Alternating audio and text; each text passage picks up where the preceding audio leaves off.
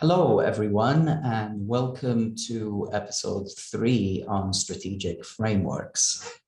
My name is Mohammed Nayal. I am a partner at Meirc Training and Consulting, and today's webinar is going to be about backcasting. Now, in this series of webinars, I have started episode 1 talking about strategic frameworks in general and about strategy in general. And last time I spoke about the SWOT analysis and going from SWOT to TOES. Today, we'll be talking about backcasting, and I'll tell you a little bit about what that is, and we'll do an exercise. But first of all, I would like to go through and tell you a little bit about this webinar. So backcasting is something that's used in futurology, in future studies, and it is an alternative to traditional strategic planning. In a sense, you can think of backcasting as a mirror image of forecasting. Now, forecasting involves predicting the future based on current trends, but strategists use sometimes a different way of thinking. And what they do is they say, well, let us decide what we want the future to be, and let's walk back from that. So you have forecasting looking to the future and backcasting looking back. Just very quickly about Meirc Training and Consulting. I know some of you have been with us through several webinars, so excuse me if this is just repetition. For those of you who are new here, Meirc started in 1958. We started in Beirut. We moved to Dubai in 1991. We have over 300 courses. We've served over 3,000 clients. We have public courses, we have in-house courses that are customized. We also have executive coaching and consulting. These are our different categories. Our different categories are things like accounting and finance, customer service. We have things in procurement and supply chain and project management. So if you haven't joined us on any of our courses, you have 300 to choose from. We also work very closely with different associations like the Institute of Leadership and Management, the Chartered Management Institute, SHRM, the Institute of Sales and Management, IIBA, and so forth. About me, like I said, my name is Mohammed Nayal. I'm a partner at Meirc Training and Consulting. I've been here for about 9 years. I work mainly in strategy and data analysis, and I also give some courses on the public sector. My background, a very, very long time ago, I studied engineering in the United States. I did my MBA and I changed into training, and now I'm doing my doctorate in education. For my background in the private sector, I've worked in consulting at McKinsey. I've worked in financial services at HSBC. I've also worked in data mining at a company called Correlation. And prior to joining Meirc, I was working in the government of Abu Dhabi and Dubai. So if you could please just quickly type into the chat box and tell us your name and where you live. If you could go ahead and do that quickly.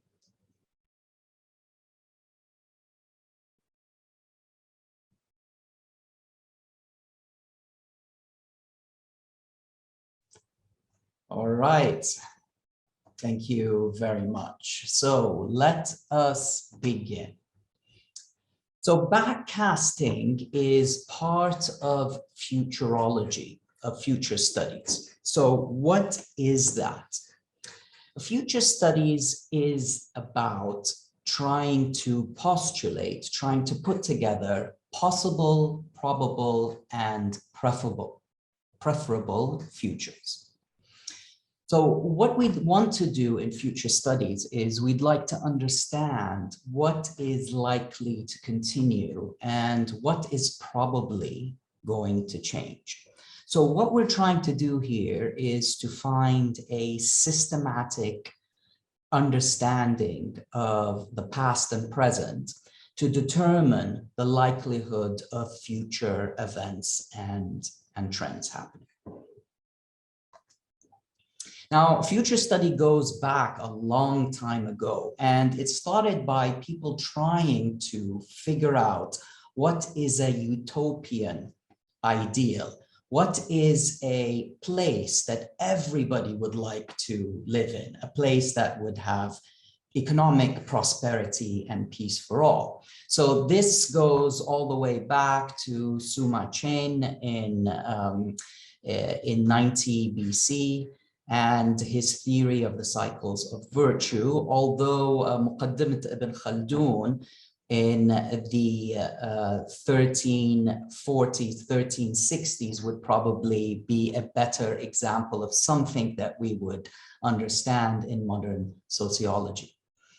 Early Western examples include Sir Thomas More's Utopia in 1516 in the 16th century. That was based on Plato's Republic, in which actually he tried to think about a future society that would be able to overcome poverty and misery to create a perfect model.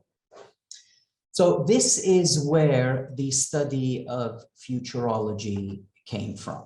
Now, this discipline asks us to think. We need to have certain cognitive abilities to use abstract imagination and logic, induction, to infer from what has happened before, what our predecessors did, what has happened in history, to think about what will happen in the future.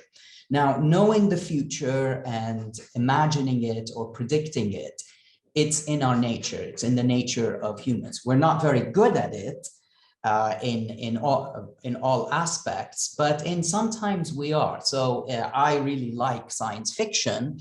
And for those of you who like science fiction movies and TV, if you know Star Trek, the original Star Trek that was in the 60s and the 70s, and they were trying to imagine what the future of space exploration would be. Now, keep in mind that this happened in the 60s and the 70s, and it was trying to predict 300 years from now. So in the year 2200 or the year 2300. And one of the things that they predicted is everybody would have a device that they would open up and they would be able to communicate with other people. Now, that, according to them, was going to happen 300 years in the future. And lo and behold, it only took another 20 years for that to happen. And I know some of us can't imagine living without our mobile phones.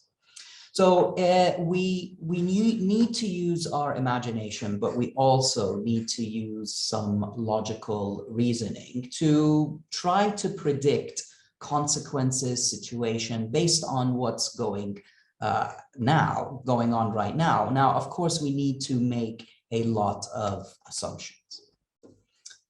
Now, the question is, how can companies or governments use futurology or the study of the future studies, excuse me? How can we use that? So what we need to do is not just think about developing strategies. Now, strategies are 3 to 5 years down the line. That's what most companies do. However, futurology is thinking about more longer strategic plans that might not happen until the next generation comes across. So, for example, education. Right, so education, and education is one of the most difficult to tackle because the impact of a change in the education sector won't be felt until 10, 20, 30 years down the line. It'll probably take a generation for us to think about it. So we need to think about defining a possible or preferable future. Now, here is where we start distinguishing between different futures. So the study of the future studies, or the study of futurology, is to make preferable or more desirable futures to increase the chance that will happen. So we can start committing our energy and resources to live in that world. And also, even though our ideal future might not happen, even if we get close to that, that might have a much bigger impact on people. So there's 3 different futures that we need to try to consider. So in future studies, we look at the 3 Ps: a possible future, a preferable future, or a probable future. Now, possible futures are a future that can happen. Something good, bad, either it has a high probability or a low probability, but something that could happen in the future. So for example, a possible future, in 10 years, we might have completely global peace, no wars anywhere. Now, I'm not saying that will happen, but I'm saying it's possible. It's a good one, but it's possible.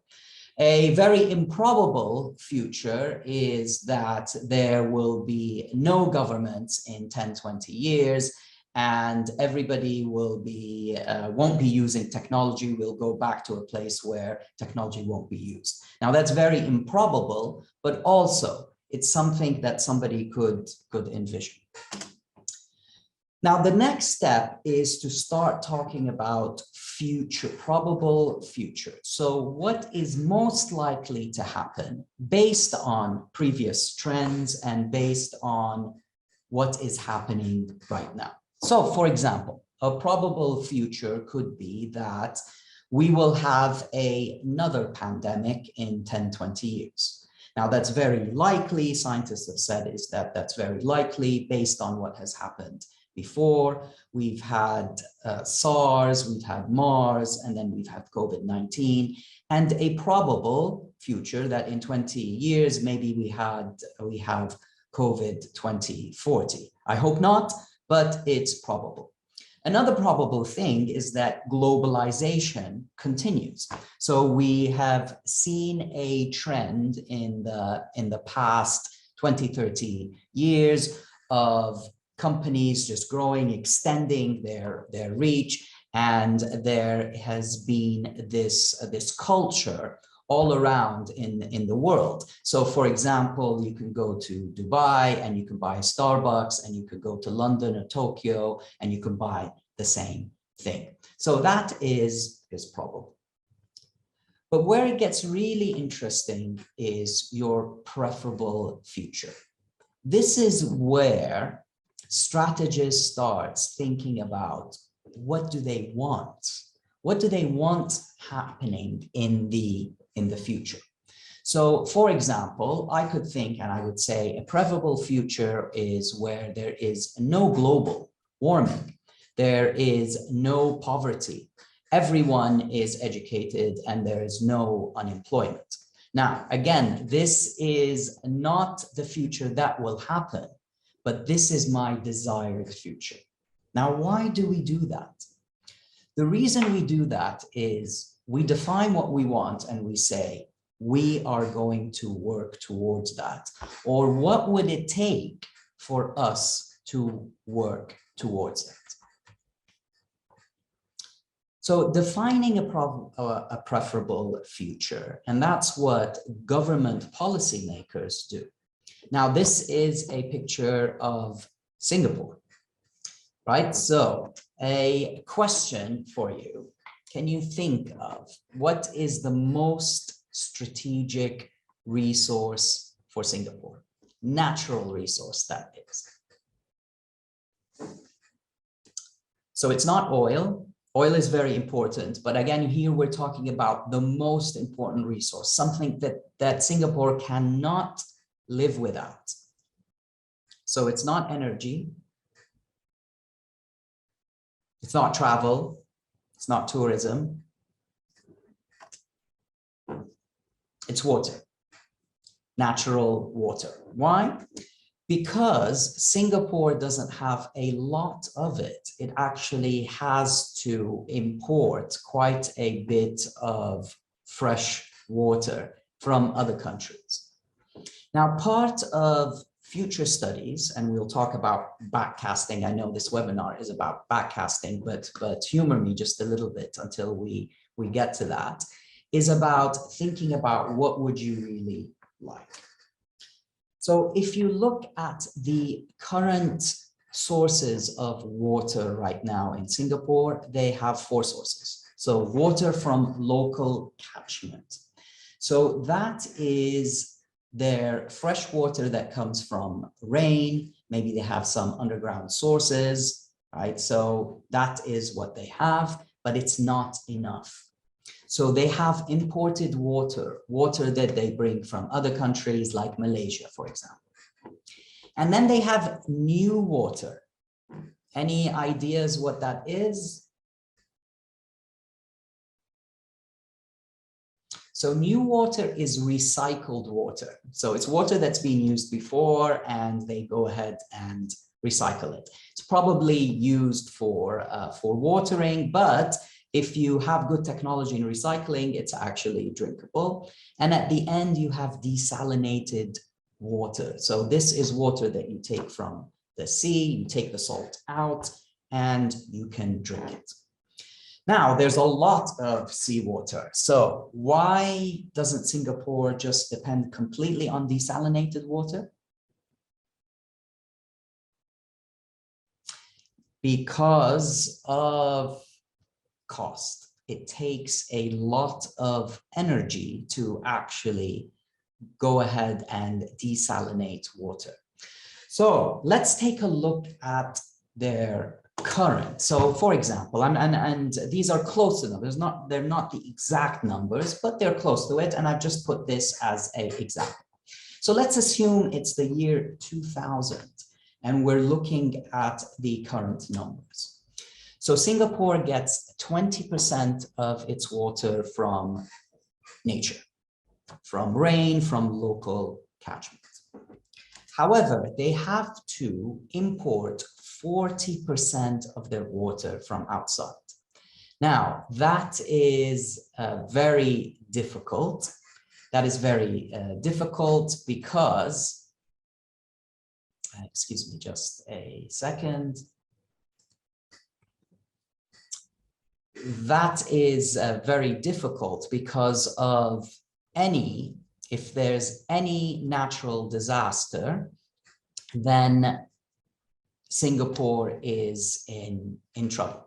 So for those of you who have just joined us, let me go ahead and again, just talk about this exercise. So what we're talking about is the case of Singapore.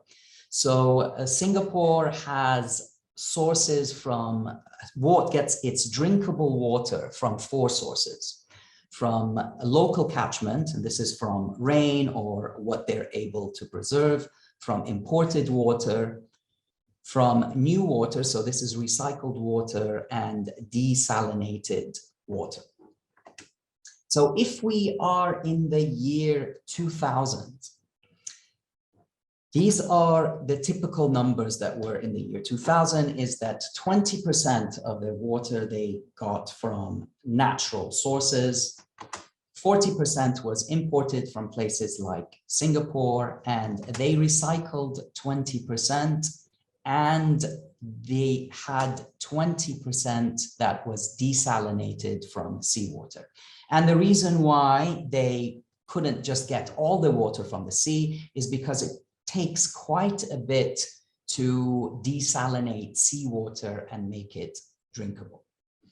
All right, so for those of you who are joining us, if we imagine now that it's the year 2060, what do you think these numbers, ideally, Singapore would like them to be? So if you could type into your chat boxes, please, what do you think in the year 2060 water from local catchment will be, assuming that the population doesn't change? Any guesses?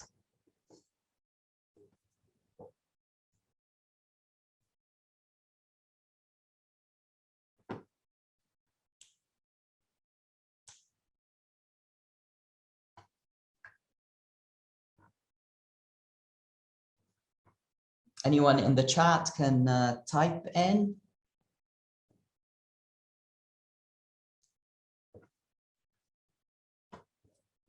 So Alan, I've seen you've joined us. Any idea what local catchment will be, or natural resource water in the year 2060, if it is 20% right now?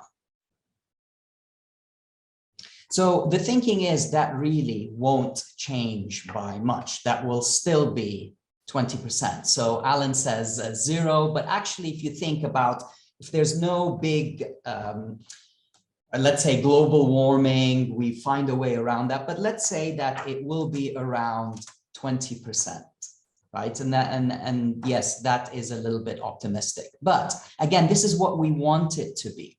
But what do we want imported water to be? And that's is where I think, Alan, you were saying, is that we want it to be 0%. We want to have no water coming, no dependency whatsoever on water from outside. Okay, so now that leaves us with 80%, and that means that we need to have 40% from recycled water and 40% from desalinated water. So the question is, if I want to increase the percentage I get from water, if I want to decrease my dependency on imported water to 0%, what actions should I take? Any guesses? And I'll ask my Meirc co-host here also to join. Any guesses?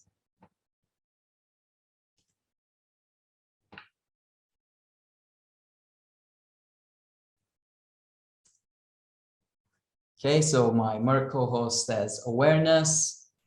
Anything else that you can think of?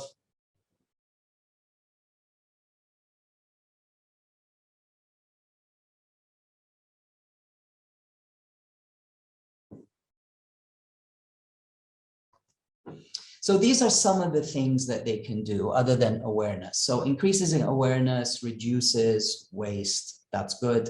But you also need to do things like invest in desalination, technology. You need to be able to get scientists. Yeah, so Alan says grow more trees. That's good. That's very good.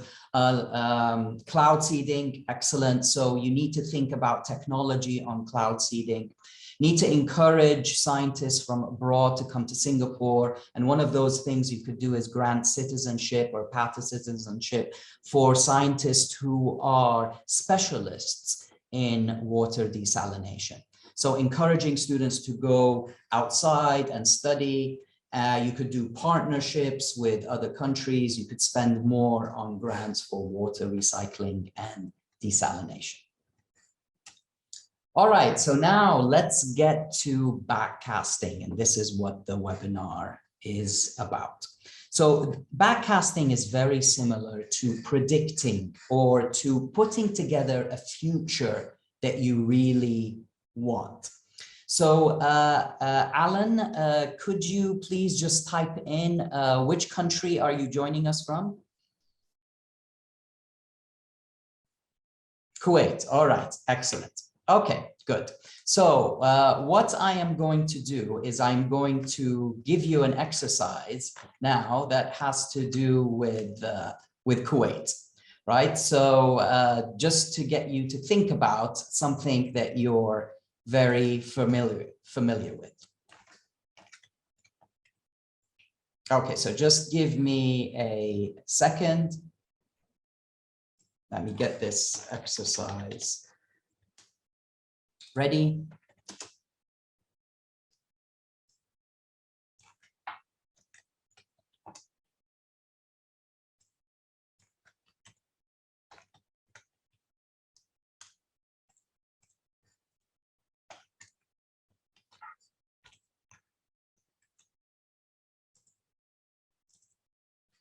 All right.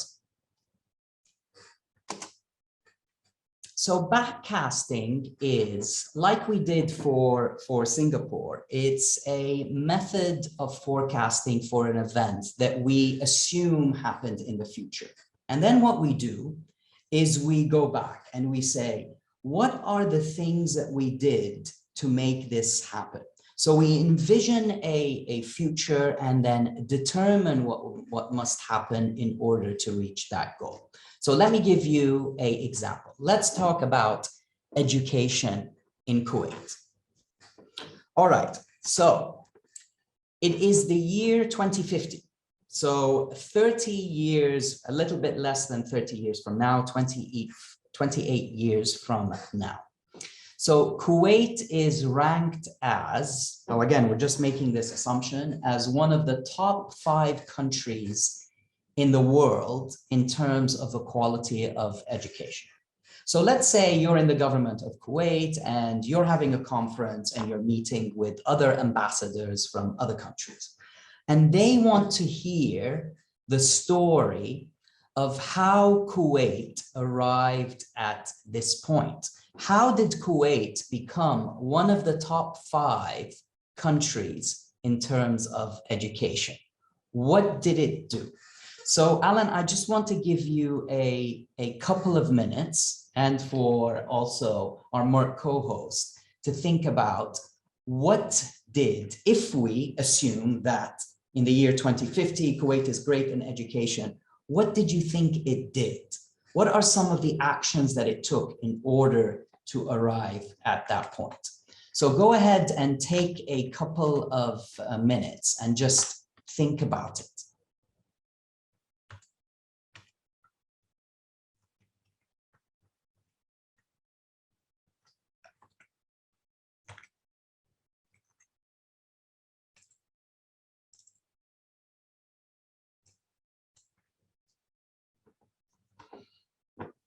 And here you can think about what really makes a good education system. What are some of the components that go into it?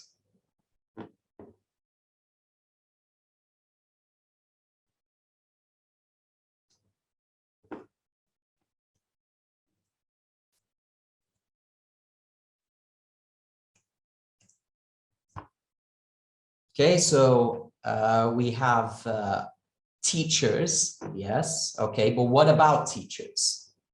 What did we do with teachers?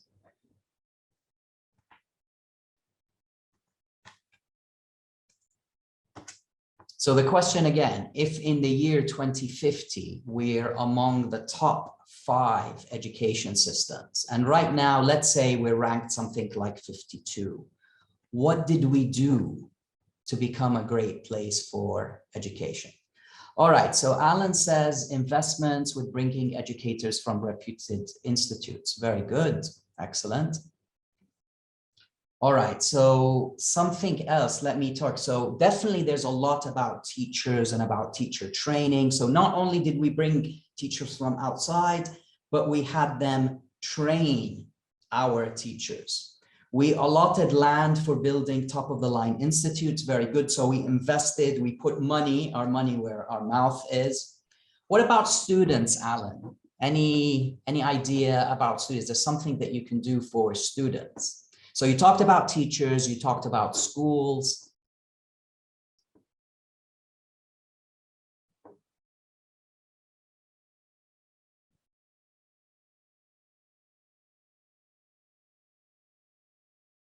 Yeah, better learning techniques. Okay, very good. All right, so you get the idea here. So here are just an example of some of the things that people did. So one of the things is that maybe we changed the teaching method. So as Alan was saying, maybe we went to online interactive platforms. Yes, so we went from theory to practice. Students became more creative. Maybe we partnered schools with businesses to teach practical skills. We made work placement in grade 11. So people, a lot of students, they graduate high school and they've never worked before. So it's really good to give them maybe an internship before. So teachers, we hired the best. We encouraged them to use new technology, like Alan was saying, online platforms.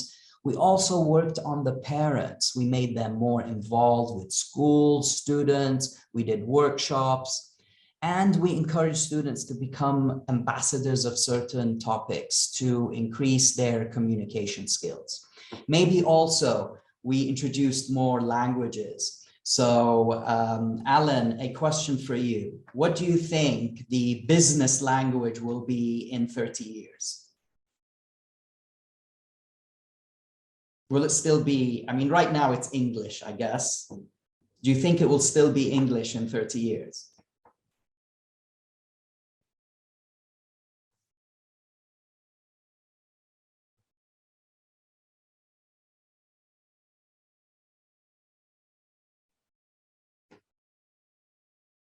Some people have said Chinese, who knows, right? But I guess also teaching a different language will allow people to get used to communicating in different ways.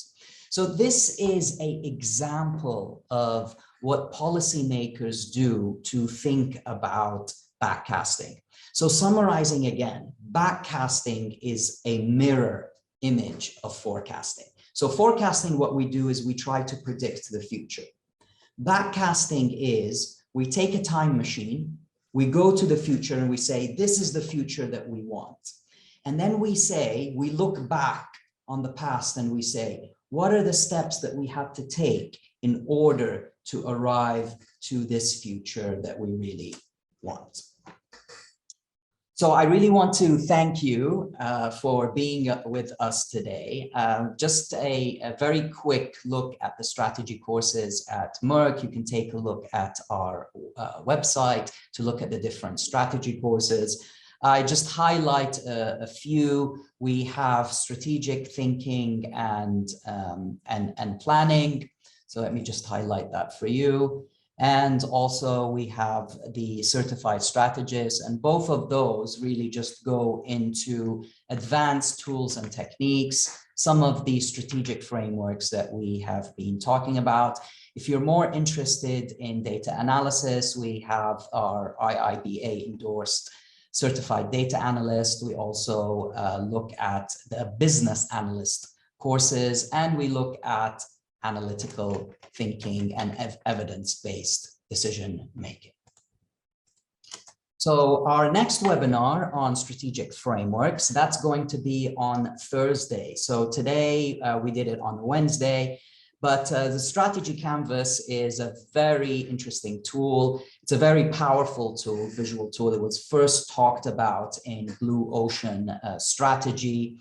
And this is something where we will talk about how do we distinguish our organization from other organizations.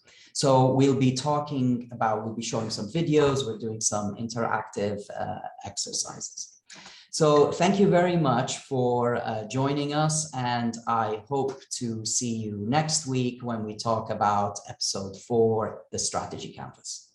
Thank you very much.